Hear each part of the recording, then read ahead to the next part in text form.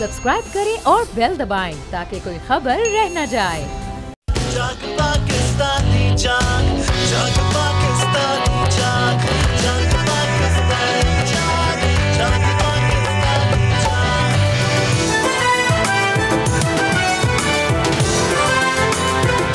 बिस्मिल्लाहिर्रहमानिर्रहीम, अस्सलाम वालेकुम। मैं हूं जैस्मिन मंजूर और आप देख रहे हैं बोल की मैराथन लाइव इलेक्शन ट्रांसमिशन। नाज़रीन, हम आपको लम्हा ब लम्हा इलेक्शन के रिजल्ट्स, तज्जिया और उसके साथ साथ डेवलपमेंट्स जो भी मुल्क में हो रही हैं उससे आपको अपडेटेड रखे हुए हैं। ये तसलसल से जारी है सिलसिला और जैसे जैसे रिजल्ट्स भी आ रहे थे, जो हो रहा था पोलिंग डे से लेके, बल्कि पोलिंग से पहले से लेकर अब तक के होने वाले, जब तक हुकूमत के मामला तय नहीं हो जाते, खबरें आप तक आती रहेंगी। बड़ी खबर से आगाज करना चाहूंगी। मेरे साथ मेरे पैनलिस्ट भी मौजूद हैं। आज मुल्क के जो chief of the army staff है, उन्होंने मुबारकबाद दी और उन्होंने ये कहा कि भरपूर तरीके से अवाम ने इलेक्शंस में पार्टिसिपेट किया। ये हार जीत का मामला नहीं होता, ये टेस्ट होता है कि अवाम का मैंडेट या अवाम का रुझान किस तरफ है। 24 करोड़ की अवाम अब मजीद इंतशार का से दोबार नहीं हो सकती। हुकूमत बना के तसलसल से पाकिस्तान की मईशत और बेहतरी के लिए काम करना होगा। जीतने वाले तमाम कैंडिडेट्स को मुबारकबाद भी दी। एक मुस्बत और बहुत ही अच्छा पैगाम अफवाज पाकिस्तान से तमाम पॉलिटिकल पार्टीज और पाकिस्तान की आवाम के लिए बड़ी खुशाइन बात है और खुशाइन तरीके से मामला तय हो जाएं तो और भी अच्छा है। टोटल असेंबली की सीट्स, अब तक आने वाले नतायज जो है नाजरीन, उसमें हमारे पास कौमी असेंबली में नेशनल असेंबली के 100 नशिस्तों के रिजल्ट्स कंफर्म हैं। ये वो रिजल्ट्स हैं जो इलेक्शन कमीशन ने वेबसाइट पे दिए हुए हैं, जिसमें के तकरीबन 100 के 100 जो है वो पीटीआई बैक्ड इंडिपेंडेंस है। मुस्लिम लीग जो है, नून लीग 73 नशिस्तें हासिल कर चुकी है, पीपल्स पार्टी 54 पे है, मुत्तहिदा कौमी मूवमेंट 17 पे, मुस्लिम लीग 3 पर, इस्तेकाम पाकिस्तान 2 पर, जमीयत उलमा इस्लाम 2 पर और मजलिस वहादतीन मुस्लिम 1 नशिस्त वो ले चुके हैं। अब हुकूमत बनाने के लिए आपको 266 का चाहिए होगी, लेकिन मेजॉरिटी 134 की होगी। इस पर हम गुफ्तगू करेंगे और हमें सबसे पहले एक गुफ्तगू कर लेते हैं। एहसन इकबाल साहब ने ज्वाइन कर लिया है ट्रांसमिशन में, तो एहसन इकबाल साहब का मौक़िफ़ लेंगे। बहुत बहुत शुक्रिया। पाकिस्तान मुस्लिम लीग के सीनियर तरीन पॉलिटिशियंस में एहसन इकबाल साहब हमारे यहाँ पैनलिस्ट मौजूद हैं। नज़ीर लगारी साहब हैं, आमिर ज़िया साहब हैं, मुबशर जैदी साहब हैं। एक बड़ी मैराथन ट्रांसमिशन चल रही है, आपको वेलकम करते हैं। इन इंतखाबात को आप किस तरह देखते हैं? ये कितने साफ और शफाफ हुए? पीएमएलएन जो एक्सपेक्ट कर रही थी वही रिजल्ट्स आए हैं या आपको लगता है वो रिजल्ट्स नहीं आए? देखिए, हम तो एक्सपेक्ट कर रहे थे कि कौम जो है वो एक क्लियर कट मैंडेट देगी, लेकिन कौम ने स्प्लिट मैंडेट दिया है और इसको मैं इस तरह इंटरप्रेट करता हूँ कि शायद कौम की मंशा ये है कि सब जमातें एक दूसरे के साथ मिलकर काम करें। किसी को एक एब्सोल्यूट अक्सरियत ना देकर कौम ने सबको एक दूसरे का मोहताज कर दिया है और शायद कौम की नज़र में यही वो रास्ता है जिससे सब लोग मिलकर काम करेंगे, वरना शायद एक पोलराइज्ड एनवायरनमेंट के अंदर हुकूमत चलेगी। तो इसलिए मेरा ख्याल है कि अब सब जमातों को इस कौम के फैसले का एहतराम करते हुए आपस में कोई ऐसा रास्ता निकालना चाहिए कि सब मिलकर पाकिस्तान को जो मुआशी गर्दाब है, जो मुआशी चैलेंजेस हैं, उनसे निकालने के लिए एक पॉजिटिव रोल प्ले करें, एक मुस्बत किरदार के साथ हुकूमत साजी के अमल को आगे बढ़ाएं। पाकिस्तान इस वक्त किसी किस्म के इंतशार या पॉलिटिकल क्राइसिस का मुतअम्मल नहीं हो सकता। एहसन इकबाल साहब, पाकिस्तान पीपल्स पार्टी के सरबराह चेयरपर्सन, एक मुलाकात हो चुकी है, एक मुतवक्के है, मतलब है आपको लग रहा है कि कोई जाहिर सी बात है क्योंकि एब्सोल्यूट मेजॉरिटी आपने खुद कह दिया किसी के पास नहीं है, तो क्या आप पीपल्स पार्टी के साथ बैठकर बातचीत तय करना पसंद करें? मतलब है किस किस्म की माइंड डेवलपमेंट हो रही है, डायलॉग हो रहा है विद इन पीएमएलएन कि किस तरफ जाना पसंद करेंगे या इंडिपेंडेंस से बातचीत चल रही है? थोड़ी ज़रा सिचुएशन क्लियर कर लें। I know it's not very clear right now, but what exactly is the thought process? देखिए, नवाज शरीफ साहब ने अपने प्रेस स्टेटमेंट में भी ये बात वाजे की कि हम सब के साथ राब्ता करेंगे और कोशिश करेंगे कि एक ब्रॉड कोलिशन जो मुल्क के लिए इसके चैलेंजेस को हल करने के लिए एक पॉजिटिव रोल प्ले कर सके, वो क्रिएट करें। और हमने पहले भी जो 16 माह एक कोलिशन गवर्नमेंट चलाई है, लोग कहते थे कि शायद ये 24 घंटे नहीं चलेगी, वो 16 महीने उसने कामयाबी के साथ काम किया, और आज हम जो नताइज देख रहे हैं ये उसी पॉलिटिकल कॉस्ट का नतीजा है जो उस वक्त हमने कहा था कि हमने रियासत को बचाने के लिए और मुल्क को बैंकरप्सी से बचाने के लिए इमरान खान साहब के गुनाह अपने गले ले लिए हैं, और उसकी एक पॉलिटिकल कॉस्ट हमें इसकी कीमत में अदा करनी पड़ी कि शायद उतनी ज्यादा चीजें हमें नहीं मिली जितना हमारा तखमीना था। लेकिन इसके बावजूद मुस्लिम लीग नून सबसे बड़ी पार्टी के तौर पे मर्ज की। और एक बात मैं और वाजे करना चाहता हूँ, देखिए मीडिया में कुछ ऐसा तासुर चल रहा है कि ये सारे इंडिपेंडेंट्स जो हैं ये प्रो पीटीआई हैं, और इस लिहाज से पीटीआई को शायद कोई अक्सरियत मिली है। पीटीआई सबसे बड़ा ग्रुप नहीं है। इन इंडिपेंडेंट्स के अंदर बहुत सारे वो इंडिपेंडेंट्स भी हैं जो मुस्लिम लीग के कैंडिडेट से, जो कि सीट एडजस्टमेंट की वजह से हम वहां पर उन्हें टिकट नहीं दे सके, उन्होंने आजाद इलेक्शन लड़ा और इलेक्शन जीता। इसमें कुछ ऐसे आजाद उम्मीदवार भी हैं कि जो खालिसतन बगैर किसी पार्टी की मदद या हमायत के बगैर अपनी खुद सपोर्ट के साथ वो जीते हैं। तो लिहाजा ये कहना कि ये सारे इंडिपेंडेंट्स प्रो पीटीआई हैं और उससे एक परसेप्शन कायम करना कि जैसे PTI is the largest party, ये दुरुस्त नहीं है। एहसन इकबाल साहब, क्या वजारत उज़्मा के लिए मियां मोहम्मद नवाज शरीफ साहब ही का नाम होगा, या इस पे PMLN कुछ, क्योंकि अब मखलूत हुकूमत बनाने पड़ेगी तो कुछ ले कुछ दे का मामला हो सकता है, या इस पे कोई कॉम्प्रोमाइज नहीं है? देखिए, क्योंकि PMLN मरकज में सबसे बड़ी पार्टी है तो अखलाकी तौर पे डेमोक्रेटिकली उसी का हक है कि वो प्राइम मिनिस्टर के कैंडिडेट को नॉमिनेट करे। और मैं समझता हूँ कि ये वो चीज है जिसको सब पार्टी को एहतराम करेंगी और इसी असूल के ऊपर आगे हुकूमत साजी चलेगी। बहुत बहुत शुक्रिया। एहसन इकबाल साहब से गुफ्तगू कर रहे थे मुबशिर ज़ैदी साहब, सीनियर एनालिस्ट, हमारे सीनियर तरीन एनालिस्ट में स्टूडियो में ज्वाइन किया हुआ है। शहजादा जुल्फ़िकार साहब हमें क्वेटा से ज्वाइन किया हुआ है। बैरिस्टर अली जफर भी हमें ज्वाइन कर चुके हैं कॉल पर। तहरीके इंसाफ से बैरिस्टर अली जफर साहब भी हमें ज्वाइन कर चुके हैं, उनका भी मौक़िफ़ ले लेते हैं अभी एहसन इकबाल साहब से। अच्छा, हमारे पैनलिस्ट जो सारे मौजूद हैं, आमिर ज़िया साहब भी हैं, मुबशिर ज़ैदी साहब, लगारी साहब, अगर कुछ क्वेश्चन करना चाह रहे हैं तो please, you are more than welcome. Barrister Ali Zafar साहब, बहुत बहुत शुक्रिया। मैं यही पूछना चाहूँगी कि इस इंतखाबात में आने वाले रिजल्ट्स के बाद अब आप किस तरह देख रहे हैं अपनी पॉलिटिकल पार्टी को और किस तरफ जाता देख रहे हैं? देखिए, दो बातें करना चाहूंगा मैं जी। सबसे पहले तो लोगों ने एक बड़ा क्लियर मैंडेट दिया है, तो प्रिंसिपल ये है कि उन लोगों ने जो अपना हक अदा किया है वोट करके, उनके वोट की हमने जो एहतराम करना है और उनके मैंडेट को हमने आगे लेके जाना है। उन्होंने पार्लियामेंट और जमहूरियत पे एक तरह से इन्हिसार किया है, और अब हमारा काम है कि हम, और हर पॉलिटिकल पार्टी का काम है कि वो इस जमहूरियत को आगे लेके जाए। ठीक।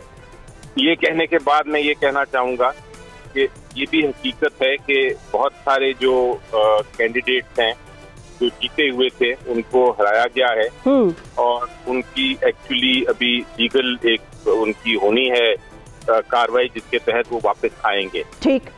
और अल्टीमेट फैसला जो होगा कि आगे सियासत किस तरफ जा रही है वो उनके सीटों के फैसले के बाद होगा। लेकिन तीसरी बात ये है कि अभी जो फिलहाल पोजीशन है उसको मद्देनजर रखते हुए 3 मुख्तलिफ असेंबलियां हैं हमारे सामने। ठीक। और उन तीनों असेंबलियों में मुख्तलिफ पोजीशंस बनती हैं, मुख्तलिफ स्ट्रेटजीज बनती हैं। सबसे पहले मैं KPK की असेंबली की जिक्र करता हूँ।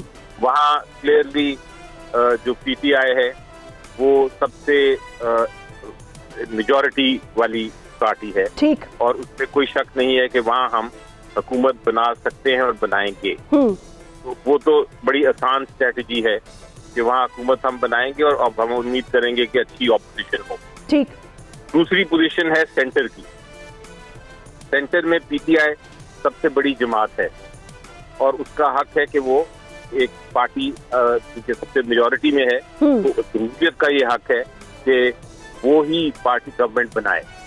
लेकिन अभी अगर आप वो जो कंटेस्टेड, जो डिस्प्यूटेड कैंडिडेट के हैं रिजल्ट, उनको साइड पे कर दें, ठीक है, और आप मनोमन माने जो इलेक्शन कमीशन ऑफ पाकिस्तान ने रिजल्ट शाया किए हैं 100 सीटें, तो फिर भी आपको हुकूमत बनाने के लिए कोलिशन करनी पड़ेगी या अलायंस करनी पड़ेगी। जी ठीक है। एक तो स्ट्रेटजी ये है कि आप अगर हुकूमत बनाना चाहते हैं पीटीआई, तो फिर हमें किसी ना किसी अलायंस में जाना तो पड़ेगा। बैरिस्टर साहब किसके साथ आप अलायंस में जाना पसंद करेंगे? मतलब है क्योंकि दोनों ऐसी पॉलिटिकल पार्टीज हैं जिसके अगेंस्ट पीटीआई के सपोर्टेड इंडिपेंडेंट कैंडिडेट्स को वोट मिला है और हमेशा यही। लेकिन बहरहाल ऑब्वियसली नथिंग इज परमानेंट इन सियासत में तो बातचीत का रास्ता होना चाहिए और बढ़ना चाहिए, और अच्छी बात है कि बढ़े। और मुझे उम्मीद है कि आप लोग भी इस बातचीत की तरफ आएंगे, कंसेशन की तरफ आएंगे। अवाम ने एक मैंडेट दिया तो you want to be in the assemblies, तो who would you prefer to talk to? या ऐसा तो नहीं है कि आपके इंडिपेंडेंस को तोड़ा जाएगा, बिकॉज उन पर तो बहुत ज्यादा शदीद कड़ी नजर होगी अवाम की। देखें, जमहूरियत के तकाजे में जरा कंप्लीट कर लूं कि एक स्ट्रेटजी तो ये है जिसकी आपने भी जिक्र किया और मैंने भी उससे शुरुआत की जी कि एक हम अलायंस में करें, बिकॉज एक पार्लियामेंट्री डेमोक्रेसी में यही होता है कि पार्टी आती है हुकूमत बनाने के लिए और इलेक्शन के बाद अगर इस तरह की पोजीशन हो तो फिर किसी ना किसी पॉलिटिकल पार्टी के साथ बैठा जाता है या मुज़ाकरात होते हैं। दूसरी हमारे सामने जो ऑप्शन है वो ये है कि हम ऑपोजिशन में बैठें, ठीक, और पूरा ऑपोजिशन, हमें किसी पार्टी के साथ अलायंस करने की जरूरत नहीं होती। तीसरी ऑप्शन ये है कि हम एक सॉफ्टवेयर अप्रोच भी कर सकते हैं कि हम किसी एक पार्टी को सपोर्ट कर दें और बैठे ऑपोजिशन में, हुकूमत में न। ओके, ये भी एक तो ये तीनों ऑप्शन से गौर हो रहा है, लेकिन जो है और हम हुकूमत चाहते हैं। आवाज थोड़ी कट रही है बैरिस्टर साहब आपकी। अच्छा, तीन नुकात की आपने। लगारी साहब आप कुछ पूछना चाहते हैं? जी ठीक है, मेरा ख्याल से बैरिस्टर साहब का भी मौक़िफ़ आ गया। उन्होंने वाज़े तौर पर बता दिया कि उनके 3 ऑप्शंस क्या हैं। एहसन इकबाल साहब ने पीएमएलएन की स्ट्रैटेजी बता दी है, पीपल्स पार्टी आगे क्या बोलेगी उस पर बात करेंगे। लगारी साहब आप कमेंट कर लें और फिर हमारे साथ जो हमारे शुरा है उनसे बात करते हैं, एनालिस्ट से। एक तो ये एहसन इकबाल साहब ने जो बात की है वो एक हकीकत है कि ये जो 100 अब तक के रिजल्ट के मुताबिक 100 बताए जा रहे हैं आज़ाद, उनमें से आज़ाद एक खासे 10% से ज़्यादा 12 से 15 के दरमियान ऐसे हैं जिनका पीटीआई से कोई ताल्लुक़ नहीं है, ठीक, और वो पीटीआई के भी ख़िलाफ़ और अपनी मदर पार्टी जो उनकी थी पीएमएलएन उसके भी ख़िलाफ़, और वो उसके ख़िलाफ़ लड़कर वो जीत कर आए हैं। अब देखना ये है कि वो नाराज़ होकर गए थे और नाराज़ होकर उन्होंने इलेक्शन लड़ा था, तो अब वो ख़ुद कहाँ स्टैंड करते हैं, वो कौन सी, चूँकि आज़ाद हैं तो वो कौन सी पार्टी को ज्वाइन करते हैं, ये बहुत अहम होगा। ठीक, अगर वो पीएमएलएन से नाराज़ होकर इलेक्शन लड़े हैं, यानी दानियाल चौधरी, अगर वो जिनको टिकट नहीं दिया गया वो वो अपनी पार्टी में वापस जाते हैं या नहीं जाते हैं या कोई और रास्ता अख्तियार करते हैं, ये उन पर मुनहसर है। ठीक, दूसरी सूरत यह है कि जो जनाब बैरिस्टर अली ज़फ़र साहब कह रहे थे, उन्होंने सीटें हासिल की हैं, उनकी शिकायत जो हैं, इसी तरह की शिकायत हमें भी आई हैं कि बहुत कई ऐसे अरकान हैं, उन अरकान ने खुद या उनके लोगों ने हमसे रब्ता किया और बताया कि किस तरह से रिज़ल्ट रोका गया, रिज़ल्ट जो है जिस तरह से तब्दील हुआ है और जिस तरह से रिज़ल्ट तब्दील करके और इलेक्शन को मैनिपुलेट किया गया, उसके बारे में लोगों ने शिकायत की हैं और उनके पास शायद सबूत भी हैं कि वो रिज़ल्ट जो है वो तब्दील किया गया। एक ये सूरत हाल है, और ज़ाहिर है पीपल्स पार्टी इस गेम में तीसरे नंबर पर है, और अगर वो इस शर्त पर जाते हैं कि जनाब हम भी किस्मत आजमाई करते हैं, तो मेरा ये ख्याल है कि जो साबिक वज़ीर आज़म की पार्टी है वो बज़ाहिर ये है कि वो इंटैक्ट है, उसमें कोई तब्दीली नहीं आई। पीटीआई की बात कर रहे हैं आप? मैं पीटीआई की बात कर रहा हूँ। पीटीआई जो है वो बतौर पार्टी इंटैक्ट है और उससे लोगों के टूटने का इम्कान कम है, चूँकि लोगों ने दूसरी पार्टियों के खिलाफ वोट दिया है, यानी पीएमएलएन के भी खिलाफ दिया है और पाकिस्तान पीपल्स पार्टी के भी खिलाफ वोट दिया है। तो क्या वो अपने लोगों की राय के बरक्स मुंतखब होने के बाद ज़ाती तौर पर इस फैसला करने के पोजीशन में होंगे कि वो जाकर दूसरी किसी पार्टी को ज्वाइन कर लें। और नहीं, तभी तो उन्होंने ये कहा है ना कि उन्होंने एक ये इंडिकेशन दी है कि एक थर्ड ऑप्शन है जिसमें वो ये कह रहे हैं कि किसी से खामोशी को किसी से सपोर्ट कर लिया जाए और हम ऑपोजिशन में बैठ जाएं। लगारी साहब, गुफ्तगू जल्दी जल्दी आगे बढ़ाऊंगी। मेरे साथ शहजादा जुल्फिकार साहब ने कहीं जाना भी है शायद, तो मैं चाहूंगी कि पहले उनका कॉमेंट ले लूँ, मुबशर जैदी साहब, और फिर आमिर ज़िया साहब आपकी तरफ आती हूँ। और कॉल्स हम इसलिए ले रहे हैं ताकि पॉलिटिकल सिचुएशंस की भी अपडेट हमें मिलती जाए। तो शहजादा जुल्फिकार साहब, क्या सूरत हाल बनती नजर आ रही है बलूचिस्तान में आपको? आज वहां पर एक प्रोटेस्ट में एक अनफॉर्चुनेट इंसिडेंट भी हुआ, तो ओवरऑल क्या सिचुएशन देख रहे हैं आप बलूचिस्तान में?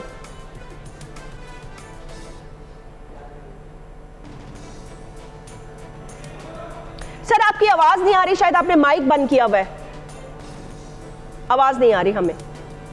सॉरी जी, सॉरी। अब आ रही है। देखिए, पूरे मुल्क पूरे मुल्क की जो सूरत हाल है वो बलूचिस्तान पर पड़ेगा जरूर। बलूचिस्तान में अनसर्टेनिटी है इस वक्त। वो देख रहे हैं कि क्या नून लीग और पीपल्स पार्टी आपस में हाथ मिलाते हैं, बैठते हैं, यानी वो दोबारा से पीडीएम का एक दोबारा से वो होता है, उसकी फॉर्मेशन होती है और वो हुकूमत बनाते हैं। एमक्यूएम ने भी की इशारा दे दिया। अभी मैं थोड़ी देर पहले देख रहा था कि मुराद अली शाह साहब कह रहे थे कि जो रवैया या जो लहजा एमक्यूएम का इस वक्त है वो उनके जो बानी हैं, यानी वो लंदन में वो इल्ताफ हुसैन साहब का इशारा कर रहे थे, इनका लहजा उसी तरह है, इनसे इत्तेहाद मुश्किल है। तो अभी शुरू से ही ये बात उन्होंने कह दी, तो मेरे ख्याल में उनको भी पता चल गया कि पीपल्स पार्टी की तरफ नहीं आएंगे, एमक्यूएम नून की तरफ जाएगी। अब नून और वो एमक्यूएम और पीडीएम मिलके पीपल्स पार्टी क्या रोल अदा करती है ये देखना पड़ेगा।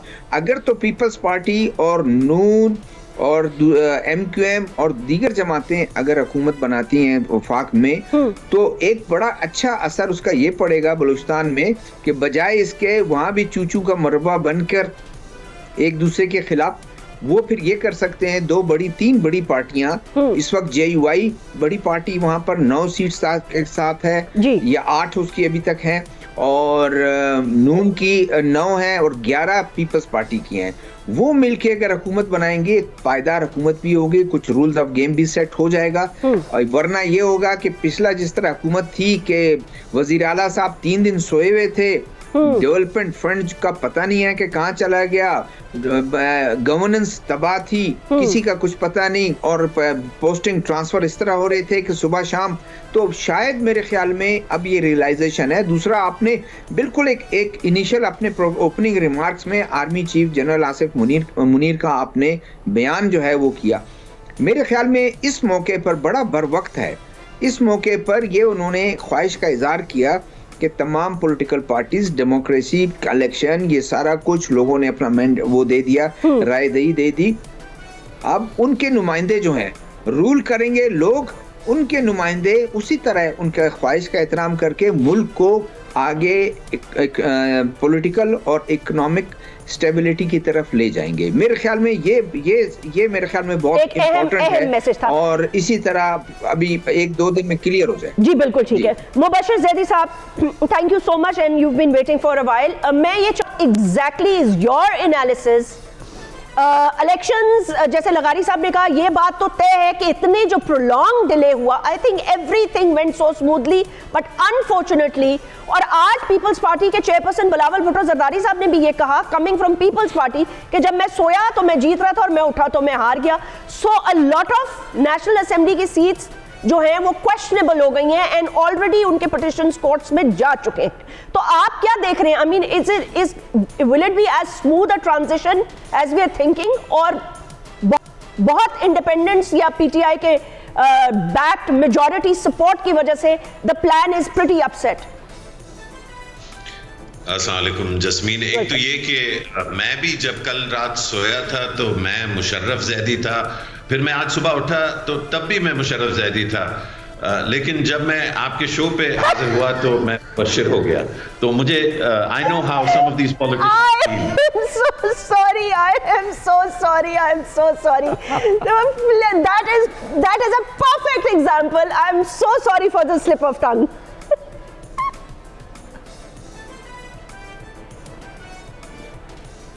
अब काश उनके जवाब में भी इलेक्शन कमीशन के चेयरपर्सन और उनके पीछे जो भी कुव्वतें थी जिन्होंने ये फैसला किया, उसमें मेरा ख्याल है हमारी ब्यूरोक्रेसी जो है उसका ज्यादा हाथ है, और जो हमें शौक है फौज को बुरा भला कहने का वो ऐसा नहीं है, क्योंकि अगर फौज का ऐसा मूड होता तो ये जो 100 सीटें हैं जो इंडिपेंडेंट से जीती हैं ये भी ना होती। सही कह रहे हैं। लेकिन मेरा ख्याल है कि इलेक्शन कमीशन और जो ब्यूरोक्रेसी में लोग हैं जो नहीं चाहते कि इस मुल्क में लोग अपना फैसला कर सकें, they owe an apology to PTI. मसला ये है कि पीटीआई बजाते खुद जो है उसकी पता नहीं उसकी कोई मैन्युफैक्चरिंग फॉल्ट है कि वो बात जहां से शुरू करती है वहां पे इवन वो लोग जो पीटीआई का इस वक्त उनके मौकफ का साथ देना चाहते हैं, पीटीआई उनको मजबूर कर देती है कि वो एक कैवियाट जरूर डालें। और वो कल शाम को मेरा ख्याल है इनका एक वो ट्वीट था जिसमें इन्होंने क्लेम की 180 सीटें जी।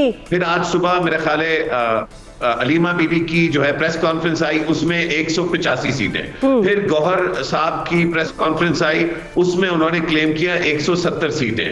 अच्छा, अब हम जब ये बात करते हैं कि ये मुनासिब नहीं है, क्योंकि जो मतलब हम सब जो है बहुत अरसे से इस मुल्क को देख रहे हैं, इलेक्शंस देख रहे हैं, 120 सीटें जीतना भी एक नाकाबिल यकीन फतह है किसी पार्टी के लिए इन हालात में। वो स्पीकिंग यहाँ जी नहीं, इन हालात में तो जो 100 जीती हैं, मैं तो कहता हूं जो 50 भी अगर ये जीतते तो ये एक बहुत बड़ा जो है तमगा है। मुझे लगता है यास्मीन राशिद वाली सीट पे रिकाउंट होनी चाहिए।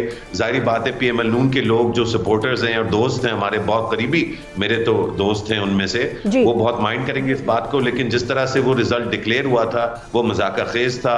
इसी तरह तैमूर झगड़ा पीके 79 में हारे हैं, वहां पे जो है इसको रिविजिट होना चाहिए और जो पीटीआई का हक है उसको मिलना चाहिए।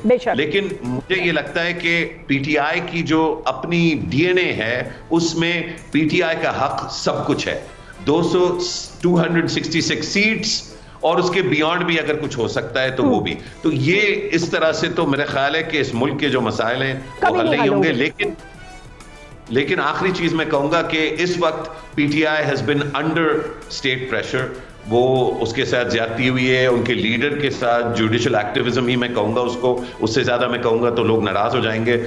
जो उनके केसेस, जिनमें से एक केस तो बिल्कुल ही ना माकूल था, ना उसमें कोई मतलब इंतहाई बेहुदा वो केस था, कभी उसको लाइट ऑफ डे नहीं देखना चाहिए था। तो ये सारी चीजें होने के बाद ये एक्सपेक्ट करना कि पीटीआई रीजनेबल होगी, ये शायद ओवर एक्सपेक्टेशन है। तो इसीलिए थोड़े तहम्मुल के साथ पीटीआई को उसका हक भी देना होगा, और फिर उनको ये जो नेशनल गवर्नमेंट की बात हो रही है, मैं समझता हूँ ये बहुत अच्छा आइडिया है और यही जो है बेहतरीन तरीका होगा। आगे शायद 5 साल ना चल सके, लेकिन 3-4 साल के लिए आपको इस्तेकाम चाहिए इस मुल्क में, और मेरा ख्याल है आर्मी चीफ ने इसकी तरफ वाज़ेह इशारा किया है। और ये इस मुल्क में सिर्फ आर्मी की जिम्मेदारी नहीं होनी चाहिए, पूरे मुल्क की जिम्मेदारी है। बिल्कुल, हम सब जिम्मेदारी है।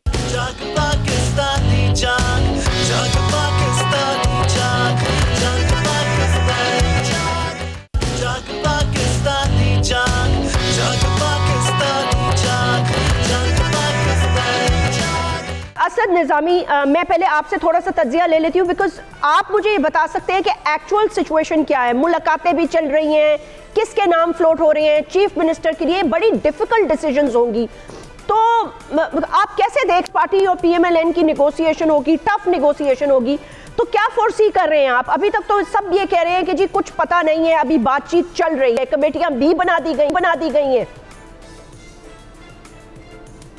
जी बहुत शुक्रिया आपका।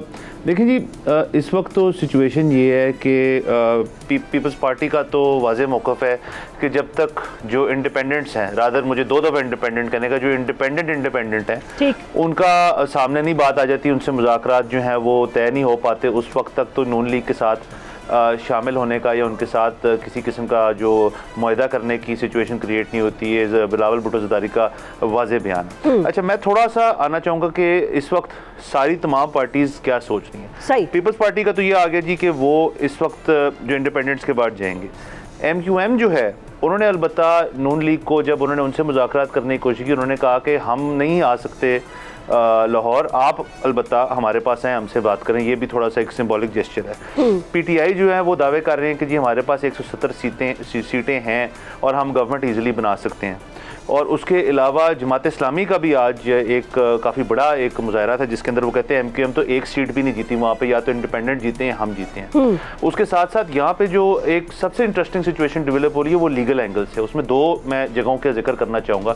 एक तो सलमान अकरम राजा साहब जो जिन्होंने कल के दिन स्टे ऑर्डर लिया, उनकी जो अब हाई कोर्ट के अंदर तारीख है वो 12 तारीख की लगी है। तो उधर से ज़रा क्लियर होगा कि लीगल पॉइंट ऑफ व्यू में और अदालतों की भी क्या का रद्द अमल है इस सारे इलेक्शन के ऊपर। उसके अलावा अगर आप साउथ पंजाब में चले जाएं तो वहाँ यूसुफ रजा गिलानी के खिलाफ जो तैमूर मलिक साहब थे जो कि 300 वोट से हारे हैं, वो आज इलेक्शन ट्रिब्यूनल में थे और उन्होंने कहा जी कि हल्का फिर से खुलेगा। और उनके साथ ही बैठे हुए थे यूसुफ रजा गिलानी के साहबजादे और उन्होंने कहा जी कि हमें कोई टेंशन नहीं है, बल्कि हल्का बेशक खुलवा दें। अब मैं जिक्र करना चाहूँगा कि पीटीआई के मामले में पहले एक तनकीद होती थी कि जी उन्होंने अपनी पार्टी में सिर्फ वकला भर लिए हैं और सियासतदान काम है वकला जाते हैं। लेकिन मेरा अपना ख्याल है कि ये एक ब्लेसिंग इन डिस्गाइज हुई है, क्योंकि सलमान अकरम राजा भी और तैमूर मलिक भी अपनी अपनी हैसियत में कामयाब वकील हैं, वकला कम्युनिटी के काफ़ी बड़े लोग हैं। तो अब सलमान अकरम राजा साहब अगर एक लीडर बन रहे हैं इस तमाम जो हल्के जो खुलवाना चाहते हैं वो उसकी हद तक, तो ये तो काफ़ी टफ मुकाबला देंगे। अगेन मैंने जैसे पहले जिक्र किया कि अदालतों का रद्द-ए-अमल देखने की बहुत ज़रूरत है कि वो कितना केटर करते हैं सारी इन्वायरमेंट के अंदर पाकिस्तान तरीके इंसाफ को। अच्छा, उसके अलावा मेरे ख्याल में इस वक्त जो चैलेंज है पीटीआई के लिए वो है ही ये नहीं कि गवर्नमेंट किसके साथ बनानी है या नहीं बनानी या खुद बनानी है, पंजाब में क्या करना है, एटसेट्रा एटसेट्रा। उनके लिए सबसे बड़ा चैलेंज इस टाइम ये है कि अपनी जो रिजर्व सीट्स हैं और जो बाकी सीट्स हैं जो उनको नहीं मिलेंगी अगर वो इंडिपेंडेंट हैसियत में रहे, उनको उन्होंने काबू करना है। So for that they need to go and attach themselves to a political party जिसके जो एक बाकायदा पार्टी है जिसके पास कम से कम एक सीट हो। तो मेरा तो अपना ख्याल है पीटीआई के जो तमाम सीनियर लीडरशिप है वो इस वक्त इस चीज़ के ऊपर ज़्यादा कंसर्न्ड है कि हम किधर जाके सेटल हो जाएं। इसी के अंदर जो टर्न कोर्ट वाला एलिमेंट है कि लोग किधर सेटल होना चाहते हैं, वो क्या रुझान भी तो कोई होगा, कोई बात। अच्छा जी, देखें अब ये बड़ा अच्छा सवाल है। इसके अंदर तो देखें जो पार्टियां जिन्होंने एक एक सीट ली उनमें से एक पीएमएल-जी है और दीगर और पार्टियां। अब ये तो पीटीआई बेहतर बता सकती है वो किस तरफ जाना चाह रहे हैं। मेरे ख्याल में पीएमएल-जी में तो शायद वो ना जाना चाहें, बट माय पॉइंट इज़ कि इस वक्त अगर पाकिस्तान तरीके इंसाफ के अंदर ये डिस्कशन नहीं हो रही तो ये तो सबसे इम्पॉर्टेंट डिस्कशन है, क्योंकि केपीके में एंड इवन नेशनल असेंबली की हद तक उनको किसी पार्टी के अंदर जाना पड़ेगा, क्योंकि जो टर्न कोर्ट एलिमेंट है वो तब ख़त्म होता है जब किसी पार्टी से तमाम ये इंडिपेंडेंट मुंसलिक हो जाए, क्योंकि उसके बाद वो चेंज नहीं कर सकते। फिर 5 साल के लिए जब तक हुकूमत चलती है they have to stay within that party, जो कि एक सेंस ऑफ सिक्योरिटी क्रिएट करेगा पाकिस्तान तरीके इंसाफ के लिए। तो इस वक्त उनके लिए मेरे ख्याल में मेजर इशू ये है। बाकी पार्टियों के मसले। वापस आती हूँ आपकी तरफ। आमिर ज़िया साहब बहुत देर से इंतजार कर रहे हैं। आमिर ज़िया साहब, सबका मौक़िफ़ आपने सुना, you also heard the political parties, क्या देख रहे हैं अब आप? किस किस्म की नेगोशिएशन देख रहे हैं? किसको आगे देख रहे हैं, किसको पीछे देख रहे हैं? फिर कराची के हवाले से भी थोड़ा कमेंट कर दीजिएगा कि आज एमक्यूएम पाकिस्तान की जो प्रेस कॉन्फ्रेंस थी वो काफ़ी हार्ड हिटिंग थी, मतलब है उसमें कहीं लचक का मुजाहरा नहीं हुआ, जिसकी बुनियादों पर फिर पीपल्स पार्टी ने भी ये कहा कि ये टोन अगर रहेगी तो फिर तो बात होना मुमकिन नहीं है।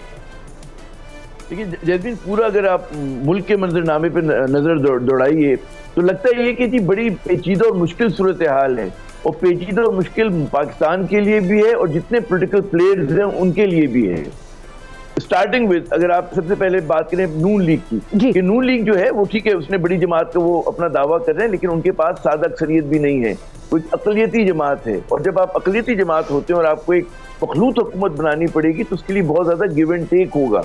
और गिव एंड टेक में जो सबसे मेरे ख्याल में लिवरेज कर सकती है कोई पॉलिटिकल पार्टी अपनी पोजीशन, वो पाकिस्तान पीपल्स पार्टी है, कि जिसने 18 के मुकाबले में ज़्यादा बेहतर परफॉर्म किया।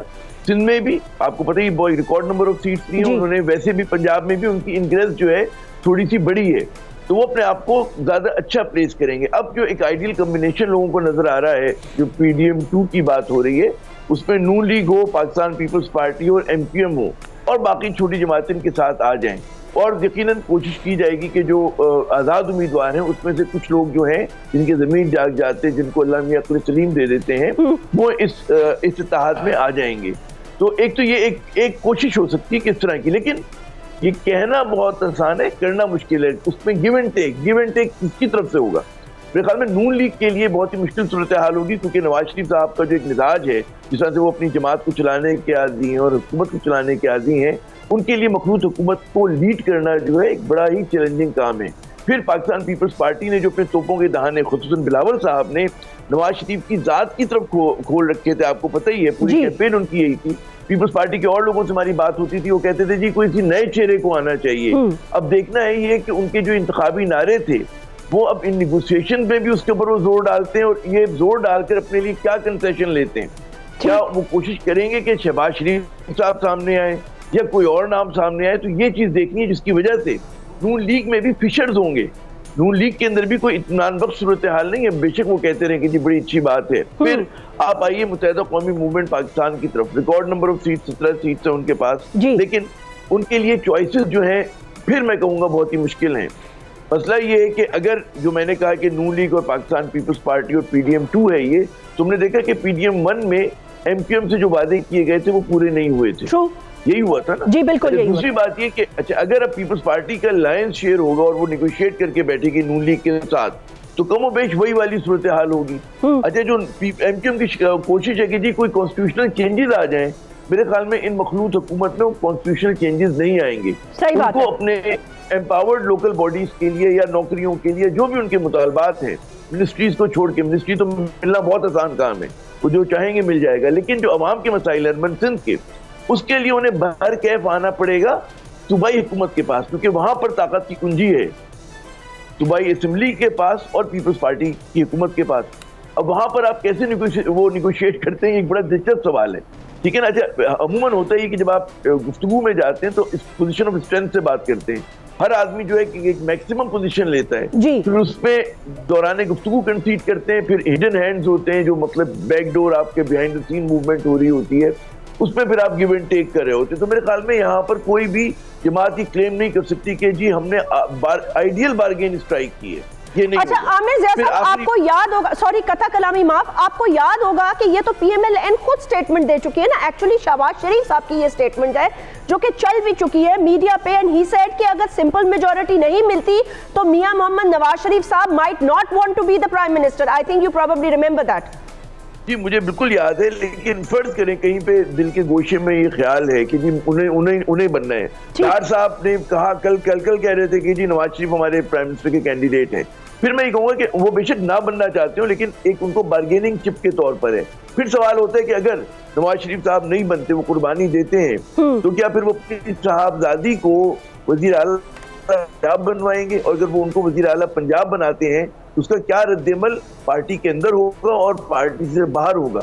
क्योंकि जो अच्छी उनकी खुशखूबी है मरियम साहिबा की, वो ये कि जी वो सख्त बात करती हैं, जोश से बात करती हैं, लोगों को जो कहते हैं लड़ाई के लिए बहुत अच्छी हैं वो, जब आपको चार्ज करना हो ना किसी अपने मुखालिफ पे।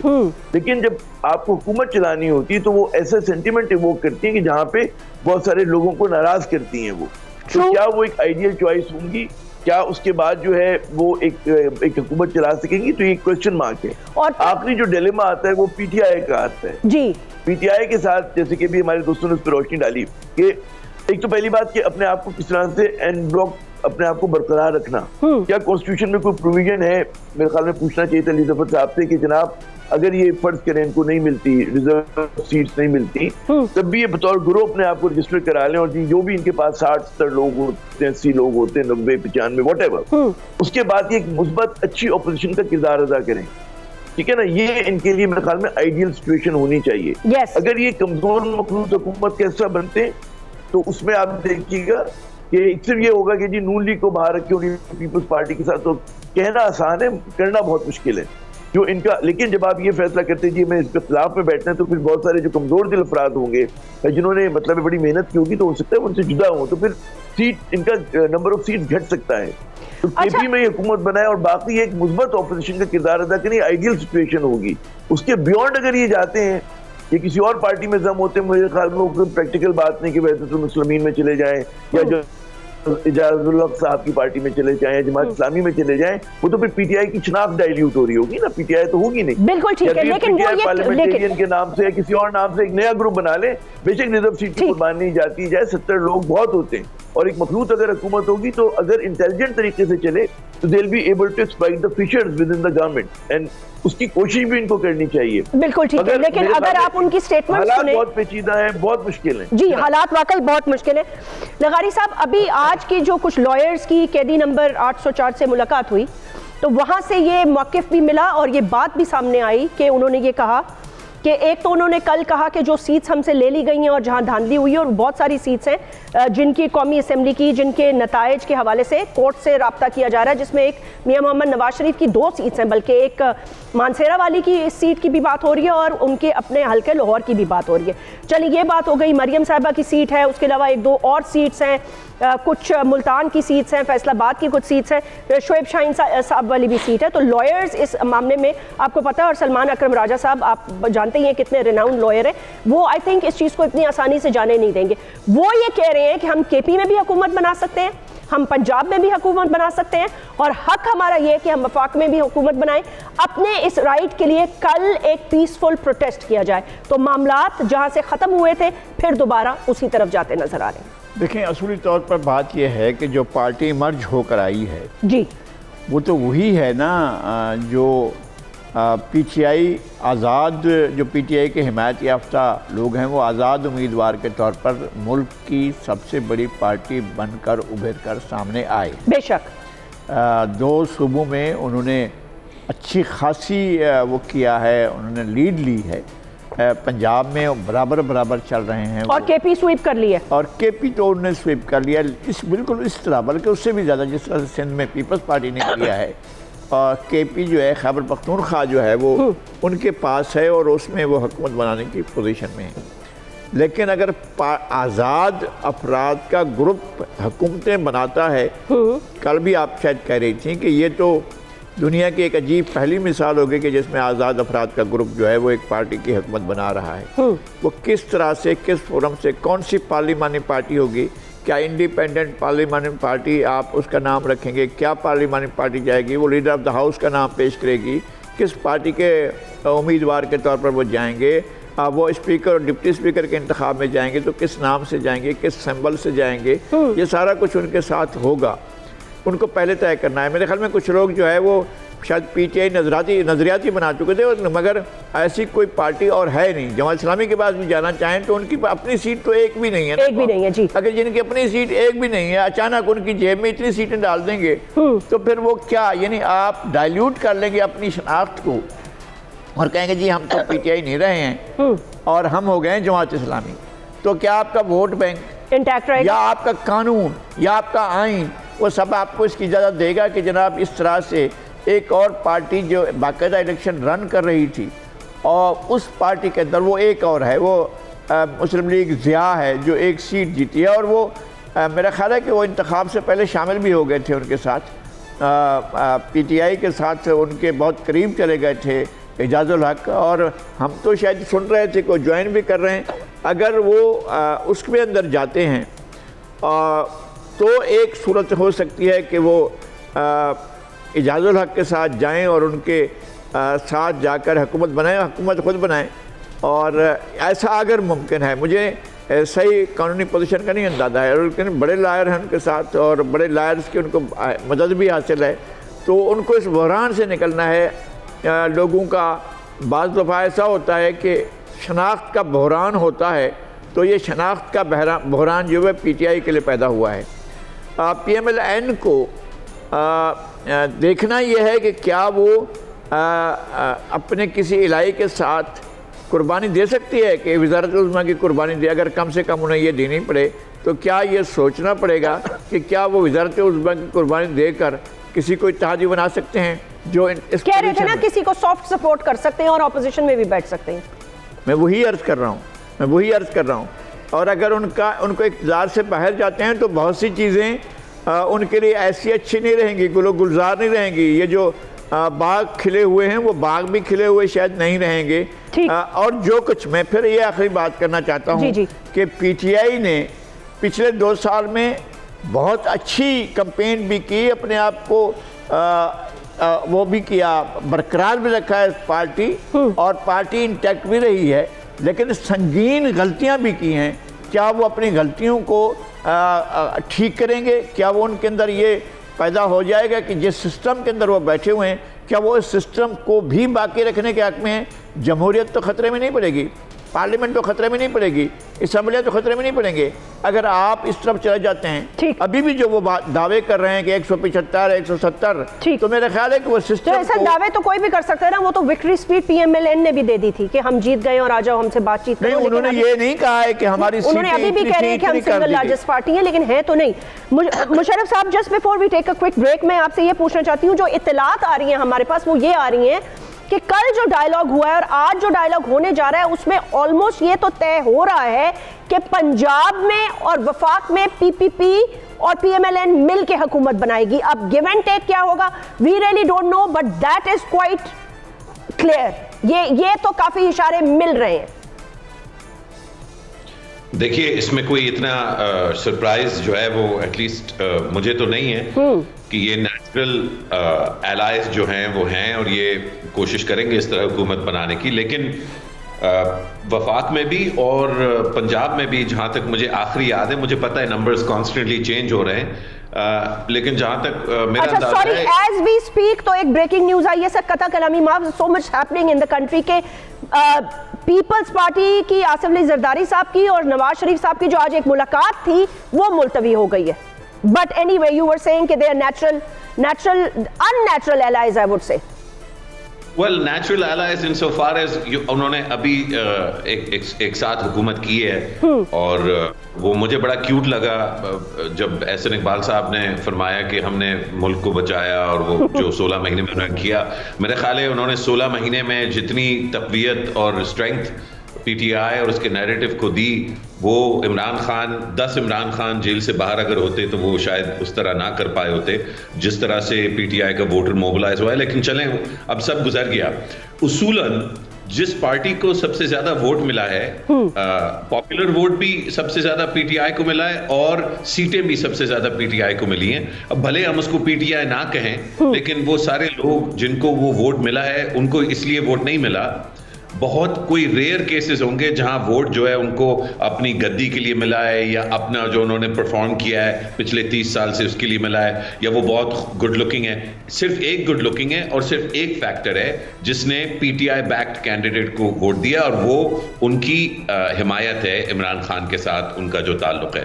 तो आई थिंक इखलाकी तौर पे PTI को ये मौका मिलना चाहिए कि वो हुकूमत बनाए, और इस पे मैं इसलिए इंसिस्ट कर रहा हूं कि इस असेंबली में इवन अगर ये रिवर्स हो जाती हैं कुछ सीटें, और होनी चाहिए, जहां पे धांधली हुई है या गलत हुआ है वहां होनी चाहिए, लेकिन वो होने के बाद भी एक क्लियर मेजॉरिटी भी नहीं बना सकती PTI, और सर्टेनली लॉ मेकिंग के लिए, रिफॉर्म के लिए वो इस तरह लोगों को इकट्ठा नहीं कर पाएगी अनलेस के वो कोalition बिल्डिंग में और जो दूसरी ट्रेडिशनल पार्टी हैं उनके लिए एटलीस्ट एक बेसिक इज्जत और वकार की जो अप्रोच है वो नहीं अपनाते। लेकिन अगेन मेरा ख्याल है ये बहुत आइडियलिस्टिक है, क्योंकि PTI की बहुत रगों में ये चीज़ मेरा ख्याल है उनके लीडर ने इंग्रेन के बाकी सब जो हैं वो चोर और लुटेरे हैं, बाकी सब की हिमायत करने वाले जो है वो लिफाफे हैं या वो मतलब डिसऑनेस्ट हैं, और उनके खिलाफ अगर कोई बोलता है तो वो न सिर्फ उनके खिलाफ बोल रहा है बल्कि मुल्क और कौम के मफाद के खिलाफ बोल रहा है। सर, मुझे ब्रेक लेनी है, I been told I have to take a break लेंगे और ब्रेक के बाद वापस आएंगे। बट ये क्या इंपॉर्टेंट बात की है कि क्या रवैयों में तब्दीली आने का वक्त है, कि तब्दीली के जो नारे लगाए गए हैं उससे अपनी जाती रवैयों में भी क्या तब्दीली आने का कोई चांस है या नहीं। Right after this break.